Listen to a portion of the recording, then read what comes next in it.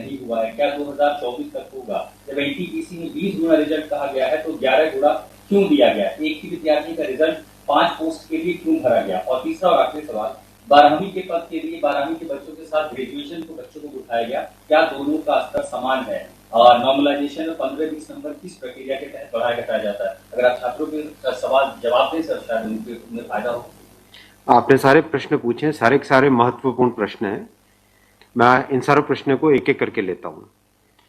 सबसे पहले, लेवल 1 में 2 स्टेज एग्जाम क्यों? 1,25,00,000 के आसपास स्टूडेंट्स ने अप्लाई किया है। इतनी बड़ी संख्या में देश भर में अगर रिक्रूटमेंट करना है तो आपको एक लेवल के एग्जाम से, सिंगल एग्जाम से करना बहुत मुश्किल है। फिर भी हम इसको री एग्जामिन करेंगे। इतनी बड़ी संख्या में 1,25,00,000 कैंडिडेट्स अगर हो तो कैसे उनको एक साथ सेम तरीके से, same level of hardness of question की, ये सब करना अति डिफिकल्ट। आप सब इस प्रक्रिया से गुजर चुके हो, आप भी समझते होंगे। इसलिए इसके दो, एक प्रीलिम एग्जाम और उसके बाद में एक कंप्यूटर बेस्ड टेस्ट 2, इस तरह से करके किया गया।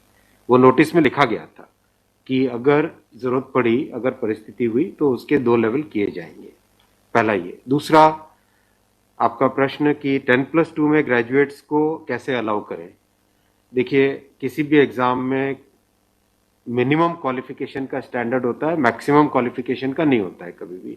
ये कानूनन कॉन्स्टिट्यूशनल व्यवस्था में हम लोग काम कर रहे हैं। कॉन्स्टिट्यूशनल व्यवस्था के हिसाब से हम मिनिमम प्रिस्क्राइब कर सकते हैं, मैक्सिमम प्रिस्क्राइब नहीं कर सकते। तो 10+2 के लिए जो क्वालिफिकेशन वाला स्केल है, उसमें अगर ग्रेजुएट बैठे हैं तो उसको रोकने का हमें कोई अधिकार नहीं है, किसी को कोई अधिकार नहीं है। अगर कोई नया इसके बारे में कोई नया न्यायपालिका की तरफ से कोई चीज आती तो अलग बात है, लेकिन हमारे पास कोई अधिकार नहीं है इसका।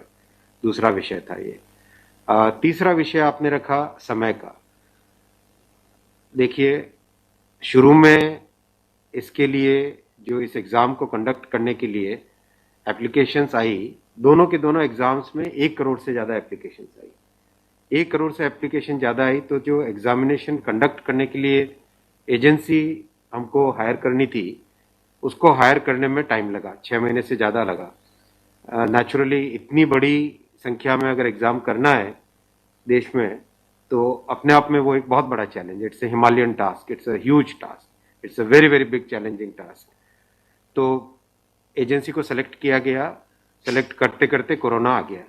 कोरोना के फेज में देरी हुई, लेकिन फिर भी डिस्पाइट कोरोना तुरंत दिसंबर 2020 में एग्ज़ाम की प्रोसेस चालू हुई। एग्ज़ाम की प्रोसेस चालू हुई और despite second wave of corona फिर भी एग्ज़ाम किया गया with all the precautions, all the safety things करके इसको लाए। जो दूसरा वाला ग्रुप बी का एग्ज़ाम है, उसमें कैट में चले गए थे बच्चे, क्योंकि करीब 5 लाख के आसपास एप्लीकेशंस ऐसी थी जिसमें फोटोग्राफ प्रॉपरली मैच नहीं हो रहा था। तो नेचुरली अगर एप्लीकेशन में फोटोग्राफ मैच नहीं हो तो उसको आप एग्जाम में कैसे लोगे। तो वो विषय आया था। तो उस विषय के कारण लोग कैट में गए थे। एडमिनिस्ट्रेटिव ट्रिब्यूनल ने जैसे ही उसका समाधान किया, फैसला किया, उसके फैसले के तुरंत बाद में हम लोगों ने एग्जाम के प्रोसेस को आगे किया। कोई उसमें देरी नहीं की। और हमारा, देखिए, हमारी सरकार, प्रधानमंत्री श्री नरेंद्र मोदी जी का इंटेंट हमेशा है कि मैक्सिमाइज करना है रोजगार को। इसीलिए आप देखिए, इतनी बड़ी संख्या में, यानी रेलवे में 1,40,000 टोटल, 1,05,000 ग्रुप डी की कैटेगरी में, लेवल 1 की कैटेगरी में, और लेवल 2 से लेवल 6 की कैटेगरी में 35,000 कैंडिडेट्स वैकेंसीज। 1,40,000 की वैकेंसीज लाना कोई छोटी बात नहीं है, बहुत बड़ी बात है। फिर आपका चौथा पॉइंट आप देखिए, ज्यादा से ज्यादा कैंडिडेट्स को फर्स्ट स्टेज से सेकंड स्टेज में जाने का मौका मिले, इसके लिए 2015 तक हमेशा प्रिलिमिनरी एग्जाम जो होता था, फर्स्ट स्टेज होता था, उससे 10 गुना लिए जाते थे, केवल 10 गुना लिए जाते थे। 2015 के बाद में पहले ही संख्या बढ़ा के 15 गुना कर दी गई, जिससे कि ज्यादा से ज्यादा कैंडिडेट्स को मेन एग्जाम के लिए जाने का मौका मिले। और 2019 में इस संख्या को 20 गुना किया गया, ताकि ज्यादा से ज्यादा लोगों को अवसर मिले। ज़्यादा से ज़्यादा लोग, क्योंकि फर्स्ट स्टेज जो प्रिलिमिनरी एग्ज़ाम इतना बड़ा नंबर है कि उस नंबर में हो सकता है कुछ बाय चांस उस दिन तबीयत ठीक नहीं हो, कोई दूसरा कारण हो, समय पे पहुंच नहीं पाए, कोई भी कारण से मिस कर गया, तो मैक्सिमम लोगों को हमें चांस देने का इंटेंट है। इसी इंटेंट के कारण 20 गुना किया गया। जो 10 गुना था 2015 से पहले, उसको 20 गुना किया गया 2019 में। तो ये प्रो स्टूडेंट्स, प्रो कैंडिडेट्स वाली अप्रोच है हमारी, और हमारी इंटेंट एकदम नेक नियति से काम कर रहे हैं, सच्चाई से काम कर रहे हैं। देखिए, कोई भी कहीं भी एक भी जगह से कहीं कोई पेपर लीक होने की बात नहीं है, कहीं पे कोई एग्जाम के मैनिपुलेशन की बात नहीं है। जो आज सिर्फ मुद्दा है, मुद्दा सिर्फ इतना है कि शॉर्टलिस्ट कैंडिडेट्स कितने किए जाए, यही मुद्दा है। इस मुद्दे को सॉल्व करेंगे, इसको भी हम बहुत सेंसिटिवली सॉल्व करेंगे। हमारे लिए छात्र हमारे साथी हैं, हमारे भाई हैं, हमारी बहनें जो एग्जाम दे रहे हैं, तो हमारे लिए बहुत इंपॉर्टेंट है, हम इसको बहुत सेंसिटिवली हैंडल एक करेंगे। तस्वीर और दिखाई पड़ी, बच्चों को लाठीचार्ज। कल रात को आपने देखा, अगर तस्वीरें दिखाई हो हॉस्टल में घुस मैं आपको इतना बताना चाहूंगा कि जो लोग किसी भी अपनी खुद की संपत्ति को अगर जलाते हैं, खुद की संपत्ति पे अगर अटैक करते हैं, उसको डिस्ट्रॉय करने की कोशिश करते हैं, तो उसमें जो प्रक्रिया पुलिस की होती है वो होनी, अगर हुई है, मेरी बात आप इसमें स्पष्ट रखिए कि मैं छात्रों को कह रहा हूं कि आपकी संपत्ति है, आप अपनी संपत्ति को जलाने के लिए क्यों बाहर निकले। और हम आपकी बात को शुरू से सुन रहे हैं। जिस दिन आपने पहले ये पॉइंट रखा, उसी दिन हमने तुरंत इसका, जैसे ही दूसरे दिन ही मेरे नज़र में आ गई थी बात ये, और दूसरे दिन मैंने तुरंत सारा ये टेबल मंगवाया कि आप मुझे एग्जैक्ट बताओ हर एक लेवल पे क्या वैकेंसी है, और हर एक लेवल पे एग्जैक्ट, जैसे लेवल 2 पे 5663, उसकी जगह 1,13,000, कितने गुने? 20 गुने। लेवल 3 पे 4,940, उसके अगेंस्ट कितने शॉर्टलिस्टेड? 98,833, 20 गुने। तो जो नोटिस के अंदर प्रक्रिया एग्जैक्टली उसके हिसाब से किया है, हर एक पे, level 2, level 3, level 4, level 5, level 6, हर एक पे एग्जैक्टली 20 टाइम्स किया गया है। इश्यू वो नहीं, इश्यू डुप्लीकेट नहीं, इश्यू यूनिक वाली बात आ गई। अब वो मुद्दा उनका है, क्योंकि इसलिए मुद्दा आ रहा है कि जिन लोगों ने तैयारी कर ली है उनको लगता है कि हमें एक बार और चांस मिल जाए, इसीलिए हम इसको बहुत सेंसिटिवली हैंडल करेंगे।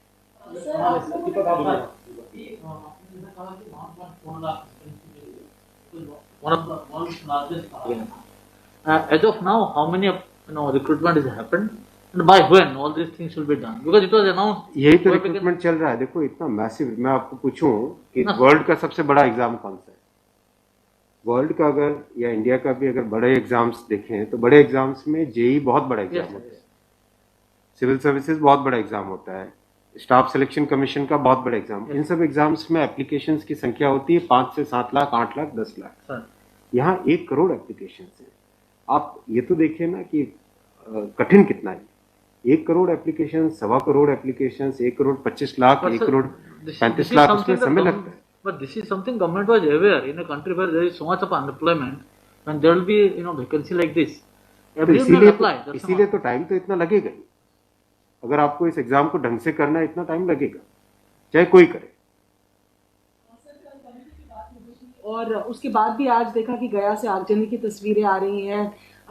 क्या ये कन्वे नहीं हो पा रहा है? कहाँ पर ये लैक ऑफ कम्युनिकेशन आपको लग रहा है, या मैटर पॉलिटिसाइज हो चुका है? नहीं, कुछ लोग इसका गलत फायदा उठा रहे हैं, और मैं उनसे भी निवेदन करूंगा कि छात्रों को भ्रमित न करें, कोई गलत इसका उपयोग न करें। ये छात्रों का मामला है, ये देश का मामला है, इसको हमें सेंसिटिवली हैंडल करना चाहिए, और इसमें हर तरीके से संवेदनशीलता के साथ इस मामले को लेना चाहिए। सर, कुछ छात्रों के ऊपर FIR भी दर्ज की है, कुछ पुलिस के स्टडी में भी अभी के समय में है, ऐसी खबरें आ रही हैं। आप खबरों की जांच करिए। देखो, जो पुलिस की प्रक्रिया है वो अलग चीज है। मैं अभी, मुद्दा है जो, उस मुद्दे को कैसे सॉल्व करें उस पर सोचना चाहिए, हमें फॉरवर्ड लुकिंग होना पड़ेगा।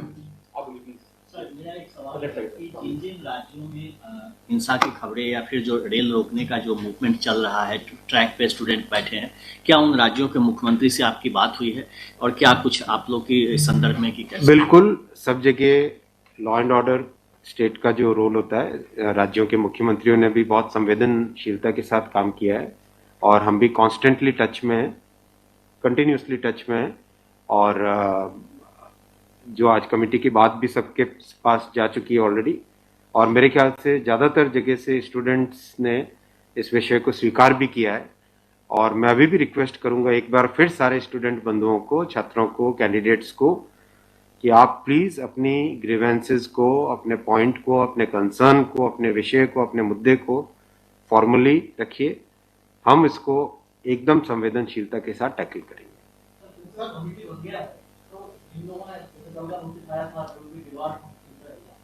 Will that also be considered because they did not know that this is going to happen? नहीं, देखो, कमिटी एक बहुत ही सीनियर ऑफिसर्स की है और ये कमेटी हर चीज को, जितने भी मुद्दे इसमें आएंगे और हर एक मुद्दे को जल्दी से जल्दी, इसमें कमेटी का टाइम लिमिट भी दिया। कितना टाइम दिया हमने? टाइम लिमिट 4 मार्च तक। जो कमेटी की रिपोर्ट आने का क्या मतलब, जल्दी से जल्दी हमारा एम है कि इस मुद्दे को बिल्कुल भी डिले न करके जल्दी से जल्दी सॉल्व करें। 16/2 तक सारे के सारे कैंडिडेट्स अपने कंसर्न सबमिट कर सकते हैं। 3 वीक्स टाइम दिया। I think that's a reasonable time. इससे ज़्यादा टाइम देने की ज़रूरत नहीं है। और कमिटी अपना सारे कंसर्न्स को एग्जामिन करके रिकमेंडेशंस देने का टाइम 4 मार्च दिया गया। तो कोशिश करेंगे उससे पहले अगर हो जाए, 4 मार्च से भी पहले अगर हो जाए। डिपेंड करेगा कि कितने रिप्रेजेंटेशंस आते हैं। और मोटे मोटे मुद्दे तो अभी आ चुके हैं पब्लिक में सबके, इसलिए मुझे नहीं लगता है कि इसमें बहुत ज़्यादा टाइम लगेगा। मुद्दे हैं वो आपकी नॉलेज में आ गया है, मोटा मोटी सही आ गया है। दूसरी ओर ये कि जो आपके पैरामीटर्स हैं उस पर सब कुछ सही तरीके से दिया गया है, उसी तरह से शॉर्ट लिस्ट किया गया है। फिर इसमें प्रॉब्लम, फिर उसमें कमेटी आपको रिपोर्ट क्या करेगी और करेंगे क्या? इसका मतलब अगर चेंज करते हैं कुछ तो दूसरे एक बड़ा पक्ष और भी तो विरोध करेगा। हाँ, ये इसीलिए तो मैं आपको देखो बताऊं ना, एग्जैक्ट किसी भी लेवल पे नोटिस में जो लिखा था कि 20 गुना कैंडिडेट लेंगे, अगर आपके सामने टेबल रखा हुआ है, 5,663 की जगह 1,13,000 यानी 20 गुना, 4,940 के लेवल 3 में 98,833 20 गुना, 161 के अगेंस्ट 3223 20 गुना, 17,393 347 3,47,676 20 गुना, 7,124 वैकेंसीज के अगेंस्ट 1,42,413 20 गुना।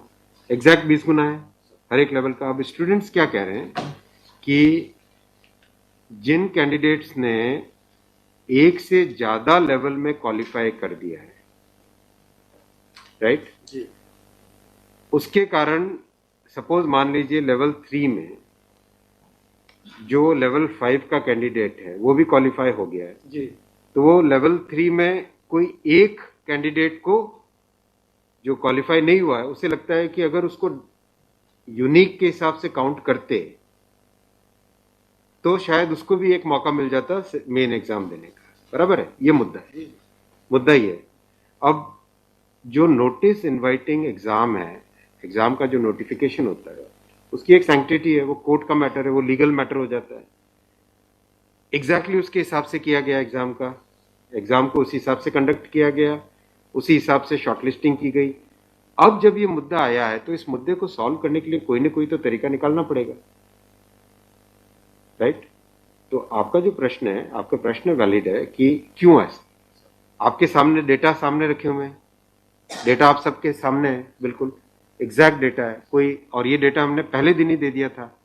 जो टर्म कंडीशंस ऑलरेडी जब पब्लिसाइज किया जाता है, कोई पोस्ट होती है तो उसके लिए टर्म कंडीशंस ऑलरेडी पहले से घोषित होता है, उसके आधार पर ही ये सब कुछ किया गया होगा। हाँ बिल्कुल। फिर एक कमेटी या आपको कुछ रास्ता आप नहीं दिख रहा है क्या? ये जो कमेटी रिपोर्ट देगी क्या उसके अगेंस्ट देगी जो आपके टर्म कंडीशंस पहले वाले थे? बात वही है ना कि आपकी बात, तो फिर लोग कोर्ट जाएंगे। हाँ, बात वही होगा जो नहीं, अपने को तरीका ऐसा सॉल्व करना पड़ेगा, कोई तो ऐसा तरीका निकालना पड़ेगा जिससे कि जो लोग शॉर्टलिस्ट हुए हैं उनका भी करियर इफेक्ट ना हो, उनके प्रोस्पेक्ट्स भी कमजोर ना हो, और जो लोगों की ग्रीवेंस है उस ग्रीवेंस को तो एड्रेस करना पड़ेगा ना। छात्रों का मुद्दा है और लोगों ने अगर ग्रीवेंस रेज की है तो हमारी ड्यूटी है कि उसको हमें एड्रेस तो करना पड़ेगा ना। लेकिन आप देख रहे हैं आपके सामने ये टेबल है, एग्जैक्ट हर एक लेवल पे 20 टाइम्स है एग्जैक्ट।